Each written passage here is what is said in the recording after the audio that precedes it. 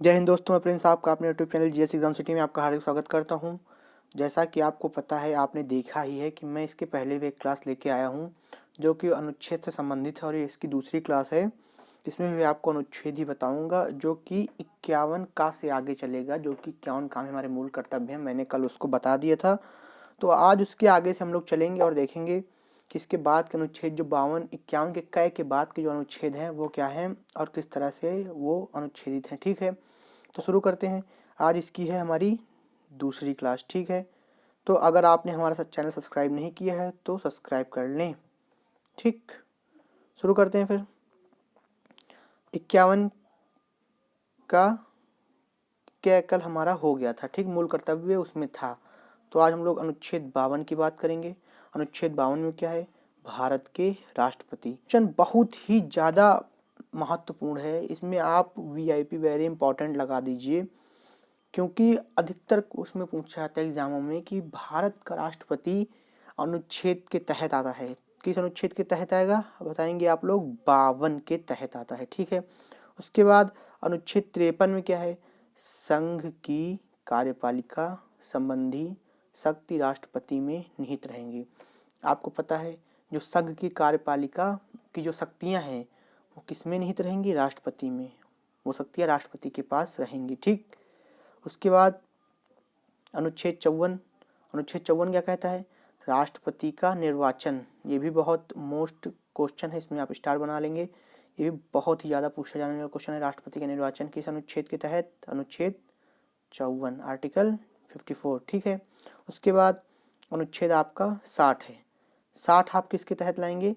राष्ट्रपति द्वारा शपथ प्रतिज्ञान।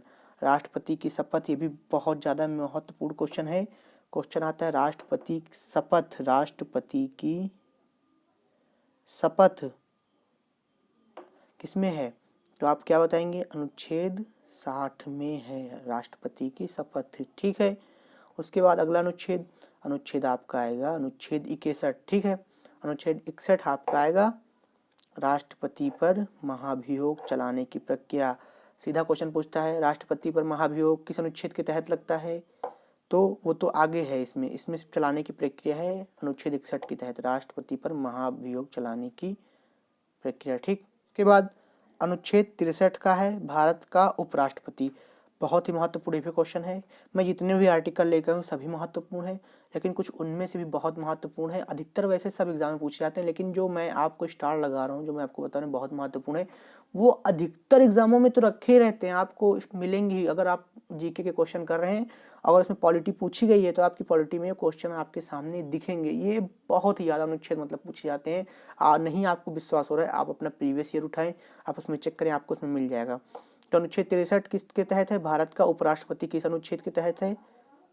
63 के तहत। ठीक है, उसके बाद आपका अनुच्छेद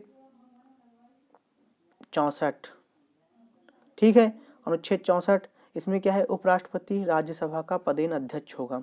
जो हमारा उपराष्ट्रपति है वो राज्यसभा का अध्यक्ष होगा। ठीक है, उसके बाद अनुच्छेद 66 क्या कहता है? उपराष्ट्रपति का निर्वाचन। ये भी बहुत महत्वपूर्ण क्वेश्चन है। उपराष्ट्रपति का निर्वाचन किस अनुच्छेद के तहत? तो आप लोग बताएंगे अनुच्छेद 66 के तहत। उसके बाद अनुच्छेद 69 क्या कहेगा? अनुच्छेद 69 उपराष्ट्रपति द्वारा शपथ या प्रतिज्ञान। मैंने आपको बताया था इसके पहले,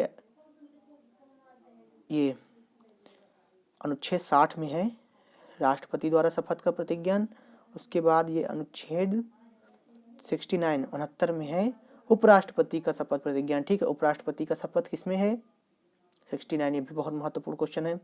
उसके बाद 74 हमारा आर्टिकल, 74वां आर्टिकल, राष्ट्रपति को सहायता और सलाह देने के लिए मंत्रिपरिषद। जो हमारी मंत्रिपरिषद है, जो हमारी इसके अंदर मंत्रिपरिषद है, वो राष्ट्रपति को सलाह देगी। उसमें शीर्ष में हमारे प्रधानमंत्री भी आएंगे और जो बाकी मंत्रिपरिषद के हैं वो राष्ट्रपति को सलाह देंगे। इसमें सिर्फ यही आपको बात बताई गई है, उसकी सहायता के लिए मंत्रिपरिषद है। ठीक है, उसके बाद अनुच्छेद 76 क्या कहेगा आपका? कहता है राष्ट्रपति द्वारा महान्यायवादी की नियुक्ति की जाएगी। ये जो महान्यायवादी है इसका अलग से चैप्टर है, सबके अलग अलग चैप्टर हैं, मैं सिर्फ आपको अनुच्छेद ही बता रहा हूँ। तो जो महान्यायवादी है ये राष्ट्रपति द्वारा नियुक्त किया जाएगा। ठीक है, ये महान्यायवादी, तो महान्यायवादी किसमें राष्ट्रपति द्वारा नियुक्त किया जाएगा? अनुच्छेद 76 में, ठीक है। उसके बाद अनुच्छेद 79 में क्या कहता है, संसद का गठन, जो हमारी संसद है उसका गठन अनुच्छेद 79 में है, ठीक है। उसके बाद आपका अनुच्छेद 80 क्या कहता है हमारा अनुच्छेद, राज्यसभा की संरचना, ठीक है। अनुच्छेद 80 क्या कहता है, राज्यसभा की संरचना। उसके बाद अनुच्छेद 85 हमारा जो है कहता है संसद के सत्र, सत्रावसान और विघटन, संसद के सत्र, सत्रावसान और विघटन जो है अनुच्छेद हमारे 85 में है, ठीक है। उसके बाद अनुच्छेद 86 क्या कहता है, इसके अंतर्गत राष्ट्रपति द्वारा संसद को संबोधित करने तथा संदेश भेजने का उल्लेख है, ठीक।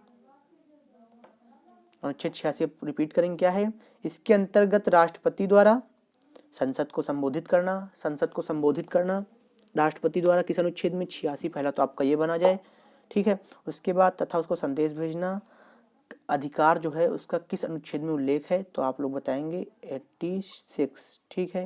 ये भी अच्छा क्वेश्चन है, काफ़ी एग्जाम में पूछा गया है। उसके बाद आपका आता है अनुच्छेद 88, सदनों के बारे में मंत्रियों और महान्यायवादी का अधिकार, सदनों के बारे में, जो सदन है उनके बारे में मंत्री जो हमारे हैं और महान्यायवादी उनका अधिकार, मतलब उनका अधिकार क्या क्या है, ठीक है। तो अनुच्छेद 88 हो गया। उसके बाद अनुच्छेद 89 क्या कहता है कि राज्यसभा के सभापति एवं उपसभापति, सिर्फ इतना ही है कि राज्यसभा के सभापति एवं उपसभापति, क्वेश्चन आएगा जो राज्यसभा के सभापति हैं और उपसभापति हैं किस अनुच्छेद के तहत आते हैं, किस आर्टिकल के तहत आते हैं, तो आप लोग बताएंगे 89, ठीक है।